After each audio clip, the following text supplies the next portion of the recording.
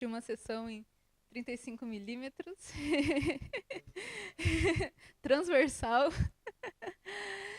Eu acho que é o Velho Afiar. Eu acho que é o Velho Afiar. E o Lucas ele vai carregar e fazer e pilotar aqui. Ele tá saindo da bitola nanica para a bitola gigante. Mas a gente vai ver um filme e vai conversar depois um pouco com o Maurício, com o Al, com o Lucas sobre essa experiência, né? Vamos lá então? Botar para funcionar? Uma boa sessão, gente.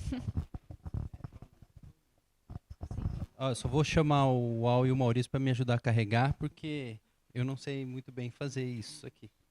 Mas essa parte aqui tem toda uma parte enorme aqui que era onde ficava o arco voltaico, a lâmpada do projetor, né? É uma lâmpada mais fraca, né? Essa. Mas é só essa partezinha agora a lâmpada, né? E essa daqui é a lâmpada do som, né? Então o filme passa por aqui, passa pela janela de projeção e depois passa pelo som aqui, que é um som ótico.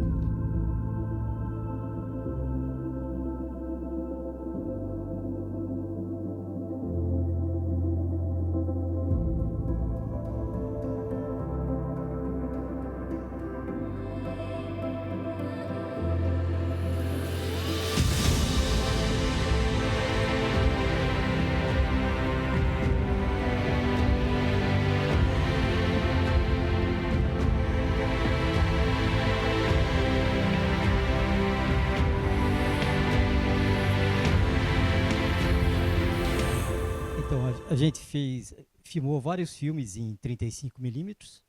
Os primeiros a gente filmava na TV Cultura. A TV Cultura tinha todo um departamento de cinema, assim, né? Até a revelação de 16 milímetros eles tinham lá. Eles tinham uma tabletop, lá tinham duas, uma de 35 e uma de 16. Então, aquele filme que nós passamos ontem mesmo lá foi filmado na TV Cultura, na tabletop de 35 milímetros.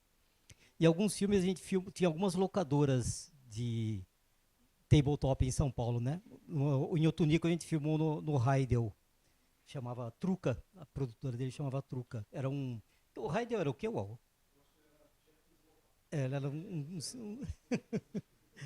eu sei que eu desenhei todos os movimentos de câmera, fiz na animação para não pagar horas, que era $150 a hora para usar essa tabletop para filmar, né? Então eu ia filmar muito rápido. Aí quando ele chegou lá, ele viu que eu estava filmando muito rápido. Eu falei, não, dessa vez nós vamos cobrar por metro.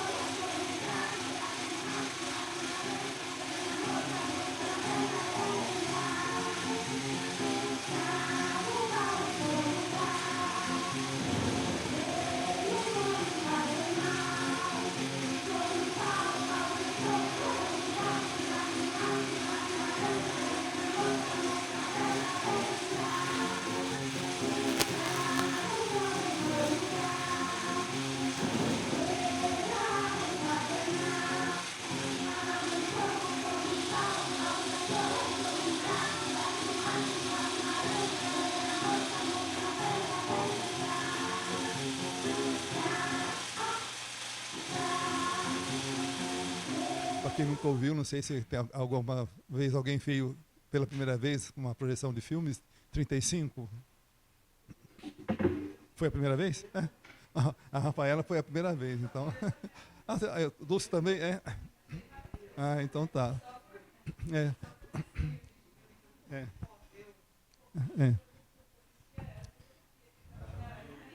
É. Então agora a gente vai sentar-se à mesa para responder as perguntas para vocês, tá bom?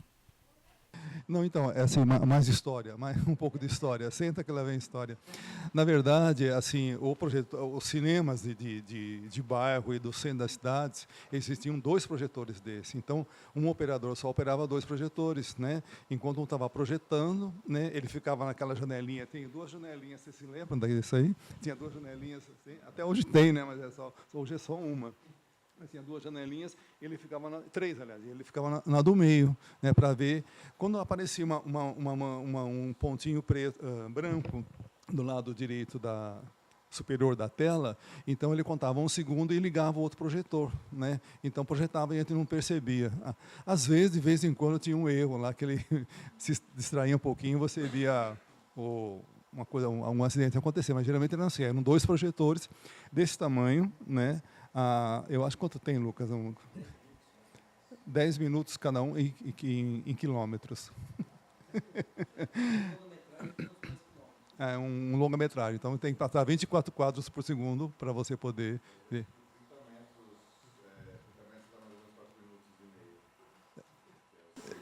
Tá, do 35, né? É mais ou menos isso, né? Então era bastante volume, bastante peso, né? Mas era...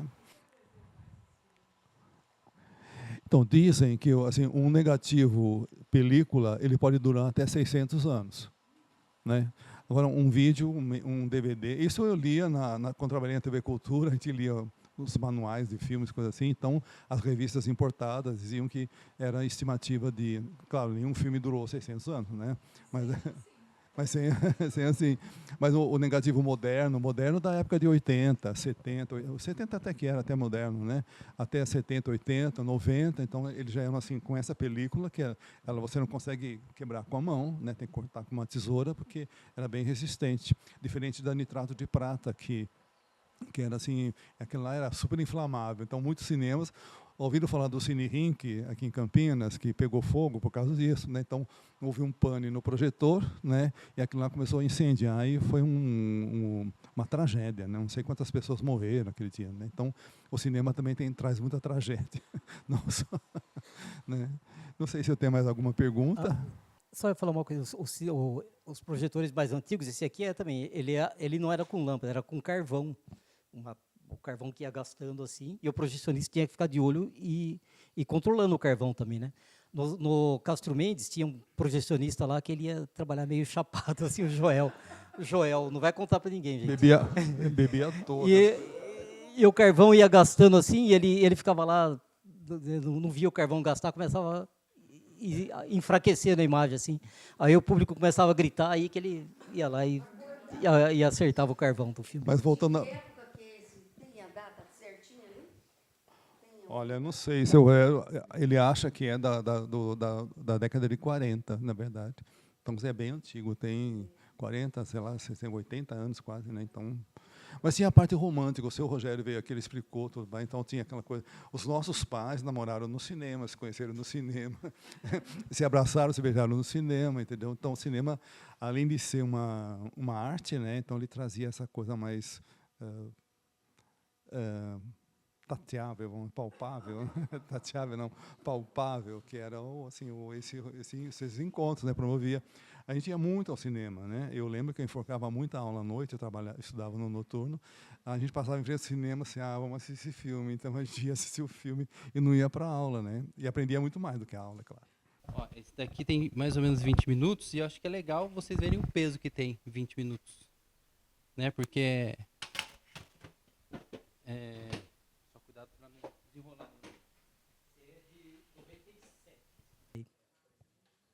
esse que a gente filmou lá no Heidel, que cobrava $150 por hora.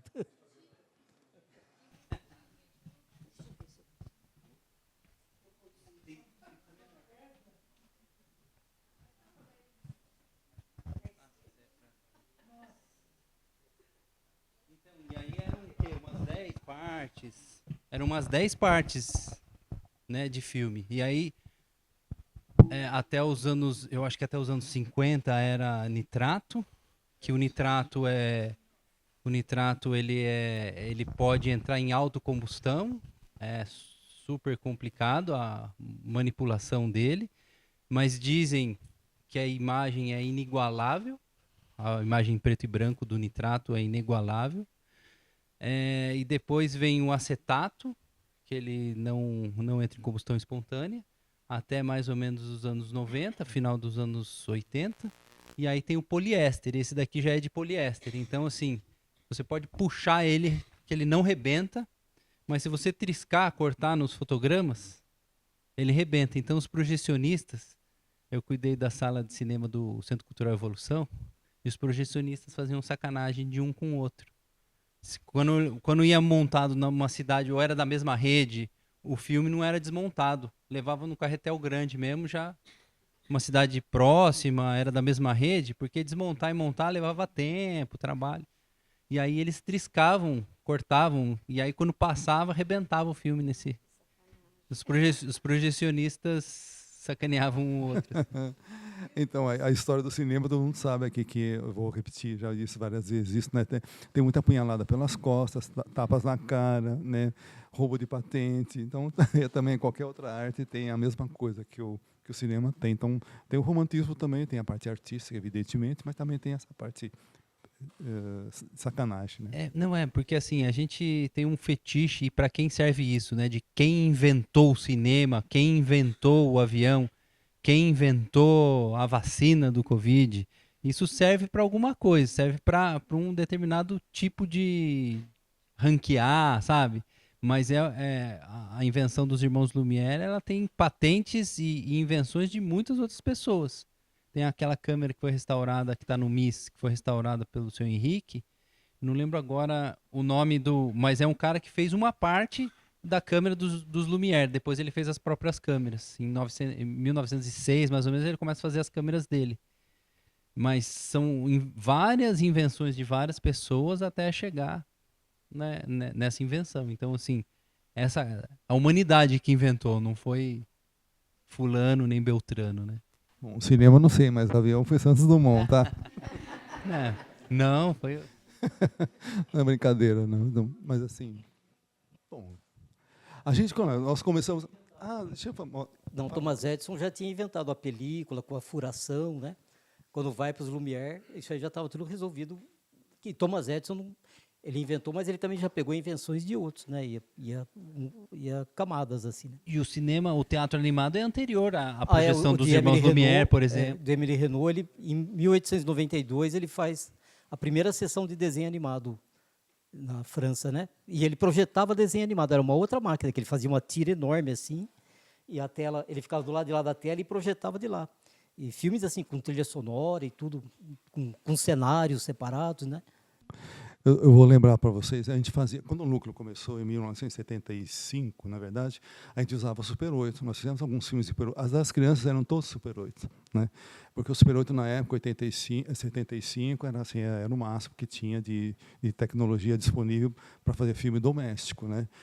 E aí depois eu saí do conservatório, fui para o Teatro Castro Mendes. A intenção era ser encampado pela prefeitura, então o núcleo de cinema seria uma coisa da prefeitura, da área da cultura. Felizmente não foi, nós ficamos lá 12 anos no Castro Mendes, então a gente criou uma independência. Aí surgiu a Heloísa, o João Protete, o Maurício e outras pessoas adultas que participavam. Então a gente trabalhava de terça e quinta à noite com os adultos e de sábado de manhã com as crianças, né? Então eu lembro que no ápice do núcleo tinha 26 crianças que frequentavam semanalmente, inclusive o Lucas e seus irmãos, tinha o Diego e o Tomás. Tomás era bem pequenininho ainda, mas o Lucas, eu lembro bem deles, tem até fotos da época, coisa assim. Aí eu resolvi ir para o Canadá, né? Queria conhecer o Norman McLaren, coisa assim, e mandei uma carta para eles lá. E aí como é que ela chama? Chama Denise Nadeau. Nadeau, não sei onde, mas enfim, Nadeau. Mas ela era Relações Públicas do Instituto, da parte francesa. Então, eu falei, olha, você quer apresentar seus filmes aqui, é 16 ou 35. Né? E era Super 8 que a gente fazia. Então, aí eu corri atrás do 16, a gente foi tudo atrás do 16, comprar um filme, era caríssimo, né, aquele negócio. Então, e a gente mal sabia operar a câmera, mal sabia fazer nada naquela época. Mas eu fui aprendendo, na verdade. Né? Então, aí nós ganhamos uma câmera da Embrafilme, que era do Nuno César de Abreu, que foi professor aqui da universidade, ele tinha uma dívida com a Embrafilme, e a Embrafilme mandou ele passar a câmera para a gente, aquela Payabolex que está exposta lá no Centro de Ciência. Não sei se vocês viram lá, tem uma câmera lá que nós usamos muito, aquela câmera, né? Até que ela quebrou a corda. E tem uma historinha lá da corda quebrada, que é legal vocês verem. Então, aí a gente começou, fez o primeiro filme 16mm, aí eu fui lá atrás da TV Cultura também, porque a gente não tinha câmera naquela época, para poder utilizar a câmera da TV Cultura lá em São Paulo, que era uma Nielsen Horde 16mm, que tinha a 35, que a gente não podia nem chegar perto, né? Mas e tem a filmeira também, no cinema tem filmes, né? Então, o cara não dou, não vendo, não como, não falo nada. Então, já me falaram isso várias vezes. Não vou falar quem é, quem foi que me disse, mas já morreu. Mais de 100 anos. Então, aí a gente passou então, a usar o 16. Então, aí, eu sei que eu fui revelar o filme, eu ia de ônibus para São Paulo, você tinha que levar o filme num dia e buscar no outro. Era assim sempre. Então, eles revelavam na madrugada o filme, né, lá na Líder. Então, assim, então dava trabalho. Então, a nós aqui em Campinas, São Paulo, que é perto, na verdade, de São Paulo, mas tem a gente lá do Nordeste, o Lula, por exemplo, tinha dificuldade muito maior de mandar revelar um filme, que só revelava ou no Rio ou em São Paulo. Então, 2 eixos bem pequenininhos, bem curtinhos, assim, então só ali que faziam, né? Eu lembro que eu queria estar tanto curioso para ver o filme que no ônibus eu fui desenrolando o filme e fui vendo assim os fotogramas que achavam legal, tudo paradinho, não tinha nada de movimento ali, né? Não é que é legal, mas foi essa a história. Aí depois a gente começou a passar para o 16, começou a pegar experiência, tudo, né? Nós inventamos o projeto Pantanal, né? Que também o Lucas participou, foi algumas viagens para lá, para conhecer o Pantanal, para que as crianças no núcleo estavam fazendo 16mm, né? Já estavam um pouquinho mais conhecidas pela televisão, porque passava no Bambalalão os filmes deles, né? Então tinha como divulgar. E a gente começou a receber cartinhas das crianças do interior do estado que se tinham surpresas em ver um filme feito por uma outra criança. Eu falei, nossa, enfim, esse é o máximo, né? Porque então as faixas etárias se correspondem. Não adianta a gente fazer adulto fazer filme para criança, né? Isso é tornar a criança sempre criança, né? Então a gente não respeita assim o crescimento. Nós devemos educar as crianças para serem adultas, né? E não para permanecerem criança o resto da vida. Fazer um adulto infantilizado, por exemplo, como disseram lá em Portugal, não, ficar um adulto infantilizado, não. Então a gente sempre teve essa questão, né, que foi tornando conhecido por aí. Mas as crianças estavam reproduzindo muita coisa da televisão na época, né? Então tinha Nascimento de Heróis. Vocês imaginam que filme que é esse, né? É um cara musculoso, né, que não tinha nada a ver com o que a gente estava fazendo. Então a gente resolveu propor um projeto para eles. Então vamos fazer uma coisa mais importante na vida. Então aí começaram, e como as crianças estavam naquela época, 1981, depois de 80, a gente não sabe direitinho, aí teve assim era o Pantanal de Mato Grosso que estava em evidência, saiu no jornal, reportagem, principalmente do Jornal da Tarde, então tinha na televisão documentários sobre o Pantanal, então a gente resolveu também fazer sobre o Pantanal de Mato Grosso. Agora, a gente não é um animador de prancheta, como o Maurício de Souza, o cara só trabalha na prancheta, né?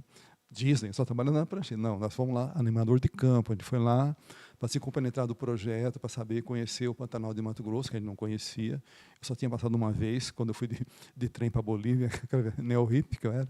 A gente foi lá fez a viagem, passei pela... Depois eu conto lá no bar. Mas aí a gente começou...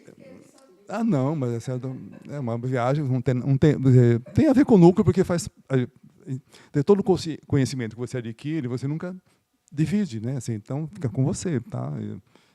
Claro que você divide, você vai contar para as pessoas, né? Mas assim, é uma coisa que te engrandece muito. E essa viagem isso foi antes de fundar o núcleo, coisa assim. Então, e também não tinha intenção de fundar um núcleo, né? Mas aí então as crianças resolveram, então levamos as crianças para lá várias vezes, até que culminou com a fundação do núcleo de cinema de animação de Campo Grande, que aliás o Celso mandou uma mensagem para a gente, que eles estão lá ainda em pé.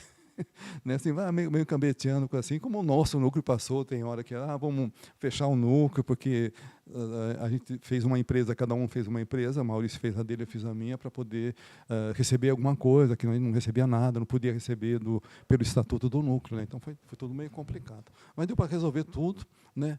E hoje, se eu não ficar emocionado, eu vou falar até o fim, porque eu acho assim, eu conversando muito com a Elô também fez parte desde esse comecinho nosso, né? Então porque o núcleo não é só desenho animado. A gente fez um pouco de história. 50 anos também, digamos, você pede para um animador convencional lá de São Paulo, do Rio, esse cara não anima nada, entendeu? Imagine fazer um filme desse, com um pé desse, né? Mas, não tem nada a ver, mas isso que a gente faz, entendeu? Nós estamos assim, 50 anos dizendo, olha, é assim que a gente faz desenho animado, não sei mais fazer de outra maneira. Um filme desse feito por Disney, a Velha Fiar feito por Disney, já imaginaram? Então, seria um desastre, né? Nós temos assim as nossas características pessoais, quer dizer, a animação ela não é só o traço assim que você vê, o que você vê na tela. Aliás, né, porque o desenho é um pouco mais além da tela, daquilo que você vê antes, né? Tem aquela música da Mangueira, né? Sei lá, a Mangueira, que fala assim: a vida não é só isso que se vê, é um pouco mais que os pés não podem pisar, as mãos não podem tocar, não sei lá quem se recusa a pisar, porque é muito mais do que isso. Eu acho que isso para nós é animação, por isso que eu acho que perdurou. Assim, 50 anos vocês me ensinaram que é relativo. Pode ser pouco, pode ser muito, né? Verdade. Mas eu gostaria de tornar público assim meu agradecimento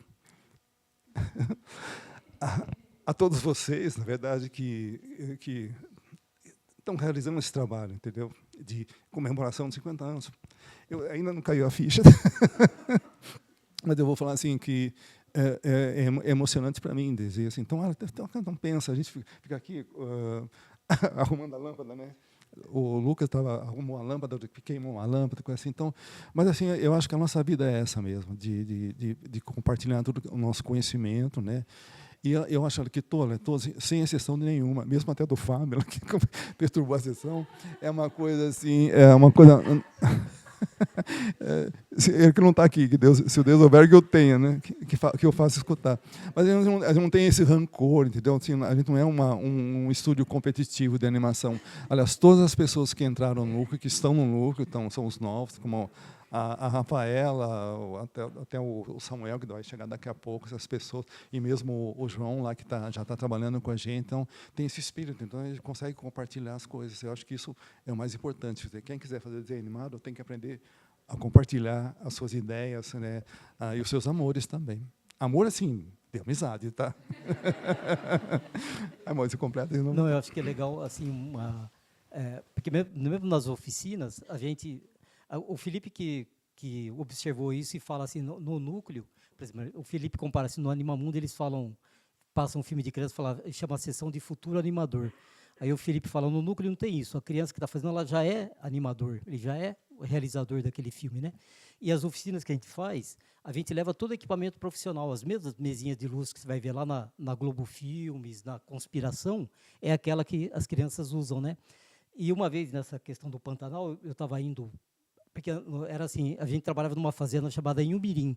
A gente ia até Corumbá e depois entrava 150 quilômetros para dentro do Pantanal, e é uma fazenda da Embrapa, né? E a gente trabalhava, ali tem uma escola, e vinham crianças de toda a redondeza, vinham para aquela escola, e a gente trabalhava com aquelas crianças, né?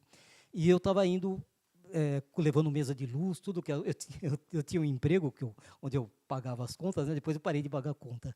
Aí eu estava de férias, eu fui lá, tinha ido sozinho, né? Levando mesa de luz e tudo para fazer desenho com as crianças lá. E a gente encontrou com uma equipe do Washington Novaes, que estava fazendo um documentário para a TV Manchete, e ele tinha balões que iam filmado. Aí o caminhão, a gente encontrou a nossa Toyota, foi socorrer a deles, que estava atolada não é estrada, né? O caminho de ir lá pelo meio do Pantanal. Aí os caras começaram a passar as câmeras deles, tudo para a nossa Toyota. Aí o cara viu aquelas mesinhas de luz, aquelas reguinhas, e falou, caramba, isso aqui só tem lá na CTAV, no Rio de Janeiro, nunca jamais imaginei encontrar um troço desse aqui no meio do Pantanal, assim, né? Porque era isso, a gente levava lá para o Pantanal o equipamento de ponta, né, que a gente usava, né? As crianças desenhavam assim lá. Só que ali, né, ali a gente viu, eles desenhavam assim, com uma expressão gráfica, porque ali, a gente está falando dos anos 80, né, começo, né, não tinha televisão, não tinha gibi, não chegava nada lá no meio do Pantanal, né, e as crianças, quando ele ia desenhar um tatu, ele desenhava aquele tatu que ele viu, ele ia desenhar uma onça, ele desenhava aquela que ele viu ou aquela que ele tinha medo de encontrar, né, então ele não tinha uma referência gráfica antes, assim, né, então era a primeira interpretação gráfica, né, ali que a gente começa a entender a importância assim da identidade gráfica que todos nós temos, né? E a gente passa a valorizar isso no nosso trabalho e no trabalho nas oficinas que a gente faz, né? E ali, quando eu voltei ali, eram trabalhos maravilhosos, assim, que eles faziam, assim, esse desenho deles, assim, né? Que a gente levou, depois filmou e está animado. Esse filme nunca ficou pronto, mas ele serviu para formar um pouco essa nossa visão, assim, da animação autoral e pessoal, assim, né? Eu lembro do dia que você trouxe os desenhos, porque a gente trazia para refilmar aqui, né? A gente filmava lá em branco e preto, né? Isso não no Pantanal, depois lá na Amazônia, né? E depois refilmava em 35 colorido. Então, era um tamanduá feito por uma das crianças lá. Assim. É um tamanduá belíssimo, você não consegue imaginar. Vocês viram o homem de Neandertal, não de Neandertal, mas das cavernas pintando aquela coisa, porque ele não tinha referência gráfica, ele pintava o que ele via, o que sentia, coisa assim. Então, esse desenho é o que vale a pena fazer. Né? Então, é a nossa pregação. Né? Então, a gente vai lá, estivemos em Portugal, pregando do mesmo jeito. Assim, pregar assim, o bom sentido da coisa. Né? O que a gente acha que é arte e que vai libertar as crianças desse julgo. Ah, você sabe fazer desenho animado? Qual é seu personagem? Né? A criança fala daquela mania fininha, aquela voz irritante. Né? As nossas crianças não falam assim, gente. Né? Por que nós vamos fazer filme para criança? Então já botam uma boquinha falando. Né? Então não é isso que a gente precisa. Né? Então a gente precisa dar a liberdade para elas criarem, mostrarem, né? E as outras crianças também assistindo o que elas estão fazendo. Então, isso acho que se propaga de certa forma. Hoje em dia está um pouco mais difícil, né? Por causa da comunicação. Então, o desenho animado, você usa o computador, você tem alguma coisa, aquelas coisas da inteligência artificial, né? Por exemplo, aquilo lá assim, é um desastre, na verdade. Eu acho, na verdade. Então, uma que não é inteligência e uma que não é artificial. Isso aprendi com um cientista, né? O Nicoleles. Né? Ele falou assim, não é nem inteligência nem artificial. É uma coisa que ele não sabe direito o que é. Depois de criar aquilo, né, então assim, ainda bem que não, né, você vai entregar para uma inteligência artificial criar alguma coisa, né, daquele jeito, não é? Aquilo não é arte, na verdade. Então, a arte, sobretudo, é uma expressão, que é isso que a gente consegue propagar pelos nossos caminhos por aí. Né? Encontramos, claro, nesses caminhos que a gente vê outras pessoas também com a mesma filosofia de trabalho, assim, então são mais assim, não vão ensinar uma bolinha quicar, um sapinho para o lado da cadeira, né? Um dá soco no outro, né? Então uma reação, isso é bobagem, entendeu? Assim, eu falo para os alunos, olha, quando você sentir a necessidade, professor, você não sabe nada, você não sabe ensinar a gente a fazer um passo, eu não sei mesmo, assim, eu sei ensinar outra coisa, assim, tem que mudar o passo, você pode se observar, você pode ver como é que senta, né? Você não pode copiar de um livro. Né, tem lá uns esqueminha lá que você pode fazer, mas não é o mais importante. Né? Um dia você vai animar tudo o jeito que você quiser, mas aí vai estar impregnado do teu traço, da sua maneira de ser, porque o traço, vocês assistiram o Boiaruá, né? O traço para mim é aquilo lá, né? Então é uma coisa assim viva e rude, né? Então assim, o cara não adianta fazer o Boiaruá com um traço leve, né? Então isso que eu acho que aí nós estamos no caminho certo. Eu chamaria a atenção para a função também do núcleo, que até ajuda a Unicamp, porque o contato com esse tipo de cinema, né, projetando 35mm, é uma função da universidade pública, né, depois amanhã o 16mm, a gente ter contato com isso, né, deveria ser muito mais fácil do que o né, hoje. Então, assim, é uma função do núcleo que tem tudo a ver com a filosofia do núcleo, mas tem uma coisa também que eu acho que é importante do núcleo, que é primeiro que é isso, que o UOL conta uma vez que quando o UOL ensina caminhando, né? Como é que você faz? Até o Maurício também, até como é que é dar um passo, né? E aí vai usando o próprio corpo como exemplo, dar um passo, né? Como caminhar. E quando eu estava nos Estados Unidos, estava ensinando a animar um soco, né? A diferença entre uma filosofia e outra. Mas tem uma coisa que eu observo nas oficinas recentes, que as crianças que não são de escolas particulares, são de escolas da periferia, são, né, um pessoal que carente de muitas coisas, né?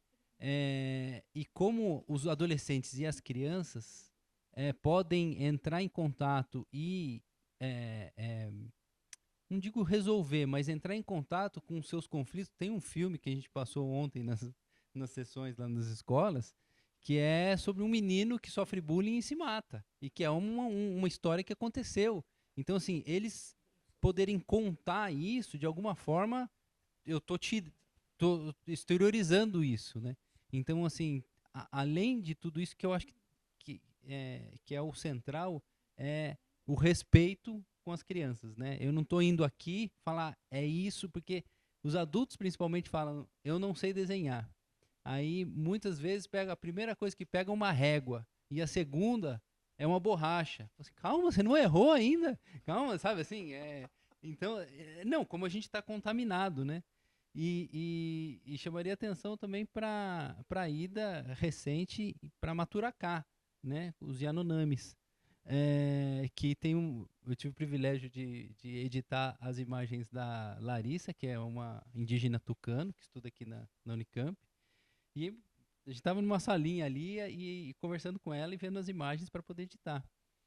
E é muito interessante, porque tinha imagens ali não sei como é que chama, os líderes ali, os 3 líderes ali, que são os senhores ali, olhando os outroscópios, assim, aquela máquina assim, um pouco desconfiado, um pouco mais... Mas, assim, uma viagem que hoje, com a idade que vocês têm, pegar um voo até Manaus, passa a noite, depois pega outro voo, Obrigado pela idade que vocês pega têm. outro voo até São Gabriel, mais 80 quilômetros de chão até o porto, que é uma ponte, né? Uma pontezinha, mais 6 horas de barco daquela voadeira, assim, aquele barco de alumínio, assim. Então, assim, até hoje... Não, exatamente, exatamente. Eu pensaria várias vezes em... É preciso viver muito para ser jovem, tá? Isso foi quando? Foi ano Não, foi passado. maio do ano passado. Maio do ano passado. E outra coisa que é muito interessante, eles foram visionários, né? Porque quando não se falava em conservação do meio ambiente, já tinha filmes nessa temática. Dos negros, já tinha filme também, né? Sobre esses assuntos. Quer dizer, esses assuntos que agora, sobre preconceito, né? Já tinha filme também sobre preconceito. Depois, né, passou um tempo para o pessoal acordar para essas temáticas, você já estava na frente fazendo isso. Mas em Poconé, eu lembro, acho que eu tinha 12 anos, foi em 88, que a gente foi para Poconé, o maior garimpo, eu lembro que a gente foi no gabinete do prefeito. O maior garimpo da cidade era do prefeito. Não sei se está gravando aí, mas assim, não, era absurdo os garimpos que tinham ali, né? E vocês iam lá, expunham a gente ao perigo. Eles cavavam um buraco assim, no quintal da casa. Tem um buraco enorme, assim, indo atrás de ouro, aquela coisa toda, né? Então, isso foi em 88, foi eu, você, o Maurício, o Diego também foi? Foi. E o André, né? Então era assim, era a equipe sempre era mais ou menos fixa, assim. Mas a gente foi, né? Aí depois essa ida, aí não terminou o filme no Pantanal, como o Maurício falou. Isso aí se tornou um processo, entre aspas, tá? Né? Nós não terminamos porque naquela época não tinha leis de incentivo, não tinha nada. Eu tinha que ir pessoalmente nas empresas aqui da região pedir dinheiro para poder fazer o projeto, né? Uns engavetavam. Também não vou falar o nome de quem o projeto, botaram na gaveta, mas não era a pessoa com quem eu tinha que falar diretamente, né? Então, aí nós conseguimos, eu sei que nós conseguimos da Mindlin uma lata de filme de 5 minutos, na verdade, né? Só isso. E depois da Clabin, eles deram 40 resmas de papel, né? Foi num jantar. Eu fui num jantar, eu trabalhava na TV Cultura, então aí eu chamava Maria Tereza Jorge de Pádua, uma senhora que ela era tipo uma secretária do meio ambiente aqui do estado de São Paulo. Ela falou, ela vai lá que tem um monte de empresário lá, você pode conseguir alguma coisa. Então, eu saí da TV Cultura, eu fui de carro, com o meu carro, que era um Gurgel 73. Aí eu fui lá, e era uma coisa super chique, não sei como é que chamava o negócio, tipo um Maxud, uma coisa assim, extremamente etiquetada, assim. Então, aí me tiraram do carro e levaram o carro embora, assim. Agora eu estava com a roupa de trabalho, sabe, uma coisa assim, parecia Aí cheguei lá, todo mundo chique, de terno, a Maria Tereza de longo. Assim. Eu falei assim, não, fica aí, você vai jantar com a gente? Claro que você vai jantar com a gente. E botou, me empurrou. E eu sentei do lado do Klabin. Né? Então, aí eu falei para ele, eu estou pedindo. E ele falou, então passa lá na empresa que você te dou as 40 rendas de papel. E usamos papel até o final. A gente levava o papel furado, tudo direitinho, como tinha que ser a furação do papel. Depois até conseguimos... É outra história, mas assim, o seu Rogério também ajudou a gente bastante nessa questão de equipar um núcleo com furador, né, com a coisa ideal para fazer um desenho animado com mais segurança. O Rudá de Andrade deu, acho que umas 10 latas de negativo vencido, né? 40 latas de negativo, mas era vencido já. Não, era vencido e era super sensível. O normal era sem asa, né, que a gente usava para filmar a luz do dia. Aquilo lá era 400, entendeu? Para você filmar dentro de alguma coisa. E, além de tudo, estava vencido. Aí nós começamos a ficar duro, sem dinheiro. Nós tivemos que vender as latas lá para a boca do lixo, para fazer filme pornográfico, entendeu? Acho que está gravando. Não, pode gravar. Porque... Aí um estava tão estragado que aí o cara da boca do lixo reclamou que a gente vendeu um filme vencido.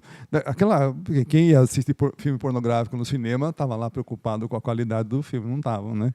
Mas enfim, mas aí tivemos alguns probleminhas lá, coisa assim, mas não deu para filmar. Aí eu filmei, eu levava 35mm, alugamos uma câmera na Movie Center, lá em São Paulo, e aí eu filmei lá no Pantanal, assim, e aquela câmera é um Volkswagen, ela é muito barulhenta, melhor que isso daqui, entendeu? E os bichos precisam ter, eles assustam, né? Então não dava para filmar nem a garcinha.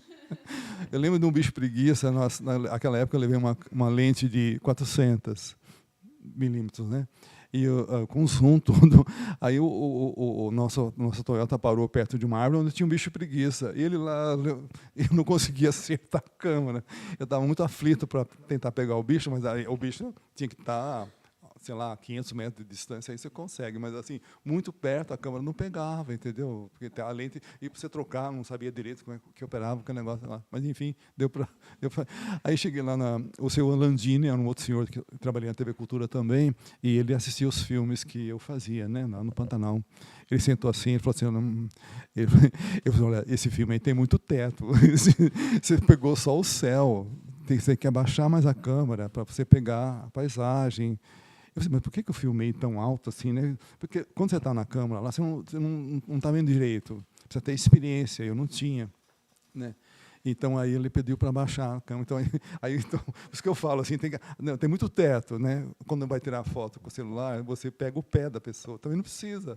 Pé não é interessante. Eu não sei que isso foi o filme do Maurício, mas assim, o pé é uma coisinha que não traz nada. Depois você pega do corpo para cima, coisa assim. Mas foi um aprendizado. Então tudo isso foi legal, né? Então, e o conhecimento, falei para você passa para as pessoas. Aí depois eu vim para a Unicamp, isso já faz 33 anos, já deu para perceber também que já está na hora de quase se aposentar, na verdade. Então, mas eu não quero ficar até o fim e ficar mais 3 anos aí para esperar o compulsivo para poder. Talvez a gente faça mais alguma coisa. Tanto eu quanto o Maurício, a gente já fez um longa, vai ser exibido no MIS no dia 31 de maio, né? Vai ter uma mesa lá em São Paulo, né? Então a gente conseguiu um espaço lá, vai ter os outroscópios, vocês podem brincar com os outroscópios, e tem uma mesa com eu, o Maurício, o Arnaldo Galvão e a Patrícia, também falando sobre um pouquinho da nossa história para o pessoal lá de São Paulo. Imperdível, gente, lá vocês vão falar mais, amanhã vocês vão falar mais também. E agora eu sugeri a gente fazer uma pausinha bem pequena para a gente pegar uma água, ir no banheiro e voltar aqui, porque chegaram Samuel e Camila, e junto com a Heloísa a gente vai conversar um pouco mais agora. Obrigado.